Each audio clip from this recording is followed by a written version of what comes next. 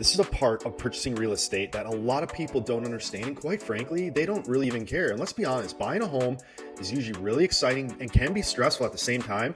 And this part is lame and boring, so it really goes unnoticed most of the time. But what if I were to tell you that skipping over this very important part might actually cost you tens of thousands of dollars in the long run? Are you interested now? Let's talk about it. The topic I'm referring to is properly titling your property. This is a complicated topic, and I'm by no means an expert, but let me try and explain this in a quick and simplistic way. First, the best way to title real estate really depends on individual circumstances, including factors like the number of owners, their relationship, and their real estate planning goals. Here in Arizona, there are several ways to title real estate, and I'm going to give you the three most common. Number one is easy, and that is unmarried.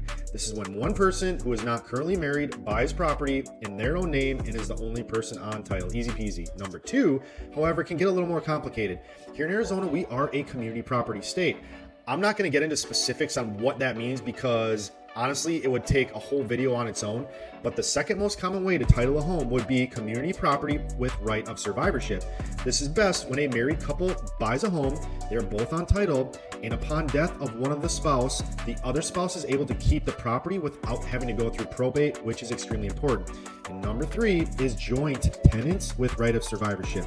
This is when two or more people buy a property being unmarried. And when one of the tenants passes, the surviving joint tenant acquires full title without the need of probate. Again, really important, as probate can take a very long time. There are risks involved with the surviving tenants and or owners, and it is usually very expensive.